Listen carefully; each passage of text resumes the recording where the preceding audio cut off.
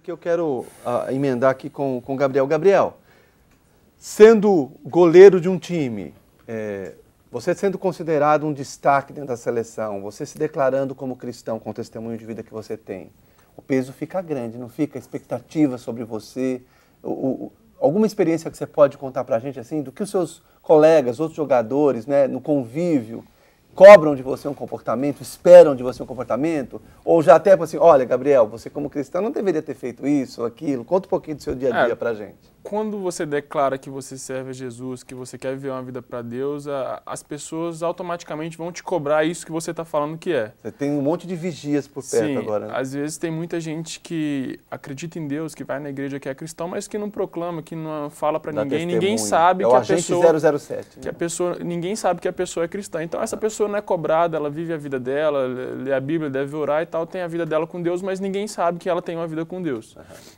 Mas já a pessoa que, como nós aqui, declaramos que servimos a Deus, declaramos que somos missionários de Cristo aqui na Terra, a cobrança sobre nós é maior. Eu me lembro de um caso que um dia a gente estava treinando e o cara chutou a bola pro gol e eu tirei a bola em cima da linha. Para mim, eu achei que não foi gol, mas pro pessoal que estava do meu lado, eles falaram que foi gol. Aí eles, não, você é cristão, você não pode mentir, você não pode falar isso, você já não pode... vem a cobrança. Já vem a cobrança. Então a gente tem que estar, como CDD, a gente tem que estar vigilantes. O tempo inteiro a gente tem que estar vigilante porque às vezes no meio do esporte, às vezes a adrenalina sobe, o sangue esquenta, a emoção mistura tudo. E às vezes você tem uma oportunidade de discutir com a pessoa e você vai tomar a atitude de ser cristão e vai dar uma palavra para ela, não adianta a gente discutir, e ela vai ver o testemunho na sua vida. Impacta mais do que qualquer coisa. É mais do que às vezes você chegar com a Bíblia e falar, às vezes a forma que você vai tratar a pessoa. É verdade. Eu acredito muito nisso. Que legal. Então, eu também vejo uma coisa que é uma estratégia que o próprio Espírito Santo tem transformado a igreja. Hoje nós não temos mais grandes evangelismos em massa. Né? E os grupos estão ficando cada vez mais acentuados. Isso, segmentados. As pessoas estão se separando cada vez mais de interesse, com aquilo que elas se identificam. Verdade. O evangelismo no esporte acontece pelo relacionamento, por essa sequência de encontros, de conversas. Então, muitas vezes, assim, o próprio evangelismo ele acontece com mais atenção que você dá para um garoto. Está focado ali. Né? Ouvir o que ele tem para te falar, mesmo que aquilo seja totalmente contrário àquilo que você crê, mas você presta atenção, você para um pouco, você dá o seu ponto de vista, e é lógico que aí você vai usar a palavra de Deus para dar o seu ponto de vista. Aconselhar de forma... E aí eles vão entendendo que tem ali um ponto de apoio. E através desse constante relacionamento, eu, por exemplo, o pouco contato que eu já tive com o jogador de futebol, a maioria deles se converteram pelo relacionamento com outros atletas que jogavam, que estavam ali próximos. Eu não lembro de um atleta que simplesmente assim, ele foi alcançado numa campanha evangelística.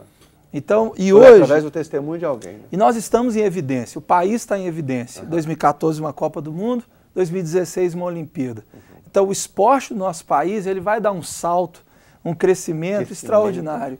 E onde a igreja precisa se adequar para alcançar essas pessoas que vão estar investindo todo o seu tempo em esporte. E é isso que nós queremos fazer, ter o evangelho envolvido entre pessoas que praticam esportes radicais, convencionais, todas as áreas, para que essas pessoas não sejam formadas apenas como bons atletas, mas sejam formadas também como bons cidadãos, pessoas de índole, né, que façam diferencial onde elas estão. Você falou uma coisa, Rodrigo, que é imprescindível. Eu fico pensando assim, mais do que palavras, o próprio testemunho, né, de um esportista, como vocês, por exemplo. Imagine, você reúne uma galera para fazer um rapel. O que o pessoal pensa?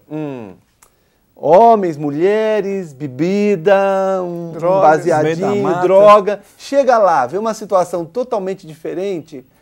Vou colocar eu numa situação neutra, né? Eu sou convidado, não sou cristão. Peraí. O que motiva a alegria desses caras? Não tem bebida, não tem sexo, não tem droga. Quer dizer, eu vou querer saber o que é que move uma pessoa dessa. Está aí o testemunho, mais do que qualquer palavra, por isso que você disse assim, do testemunho do esportista ganhar tantos relacionamento. Outros. Bacana demais. Alguma experiência assim, chocante, que você fala assim, nossa, a pessoa ficou de boca aberta, tipo, veio me perguntar depois? Eu comentei, né, que da última vez eu levei 12 pessoas para a cachoeira.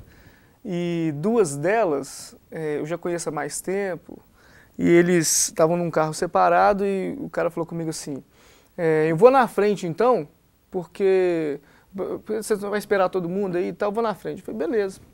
Quando eu cheguei na cachoeira, os dois já tinham se drogado. Meu Deus. Só que a gente continuou tratando eles com o mesmo amor. Tal. Então, no final, outras pessoas que estavam com a gente, até que não eram convertidos, vieram comentar, pô, mas fulano e tal. Mas é assim mesmo, é um processo. A gente vai investindo na vida deles e cada vez que eles vão percebendo que a gente vai estar fazendo as mesmas coisas, se divertindo, sem precisar de nada, a não ser o amor de Jesus, e isso vai fazer diferença na vida deles. A gente não precisa confrontar eles num primeiro momento. Tem que esperar que eles comecem a ser quebrantados, porque o Espírito Santo é que convence. É verdade.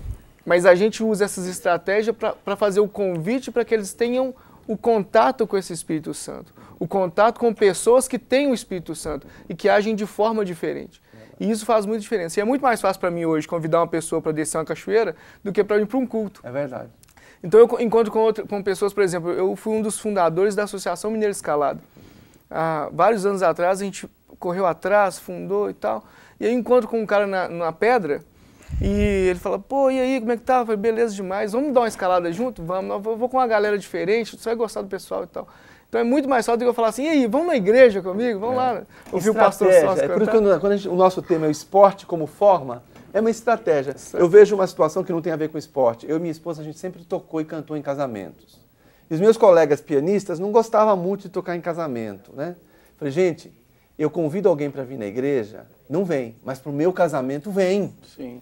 Então, olha que oportunidade de você, no casamento... E quando a gente chamava os noivos para eles escolherem o repertório, falei assim, olha, eu assumo o casamento de vocês só com uma condição, que uma das músicas seja surpresa minha e da Sueli para o casal. Pode ser? Pode ser. A gente escolheu uma música com uma letra, com conteúdo. Olha, nós temos o quê?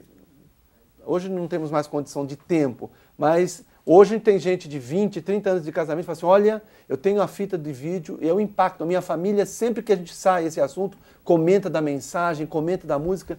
Estratégia. É nesse ponto que nós estamos falando do esporte como estratégia. Rodrigo. Então, uma das coisas que... Por que o evangelho tem que estar no meio do esporte? É porque a vida de um atleta é curta. A vida esportiva de um atleta, né, quando a idade chega, ele não consegue mais participar de um esporte de alto nível, né, como atleta de alto nível. Competindo com outros de menos Exatamente. idade, né? E a Bíblia diz assim, aqui em 1 Coríntios capítulo 9, versículo 25, ela diz assim, todos os que competem nos jogos se submetem a um treinamento rigoroso, para obter uma coroa que logo perece. Mas nós o fazemos para ganhar uma coroa que dura para sempre. A verdade é essa. Então, assim, se igual o Gabriel, 19 anos, desde criança, né, já vem tendo contato com o Evangelho, um dia a carreira do Gabriel ela vai chegar ao fim. Como de grandes atletas aí que nós vemos, aí a carreira chegou ao fim. Dali para frente é o homem Gabriel, não é mais o atleta Gabriel. No meio dos skatistas, nós temos grandes skatistas, os mais famosos aí que são cristãos, chama-se Christian Rossoy, é um pastor que se converteu na cadeia por uso de drogas, um dos grandes skatistas hoje do Brasil, acabou de sair de uma clínica de alcoolismo, e quando o esporte para por um acidente, pela idade, é o homem, é o ser humano. Se o cara tiver tido um encontro com Jesus, aí é outra coisa. Ele sabe o que fazer. Esses caras que não têm um encontro com Jesus, eles ficam perdidos quando o esporte termina na vida dele. Então a gente vê atletas que foram assim ícones do futebol, de outros esportes, que a vida deles, social, financeira, acabou rapidamente, porque eles estavam perdidos. Então os atletas eles correm por uma coroa que perece. Um dia aquilo vai terminar. Com certeza não vai durar para sempre. É verdade. E nós corremos por uma coroa, um prêmio que dura para sempre. E é essa a nossa mensagem para eles. Bacana demais.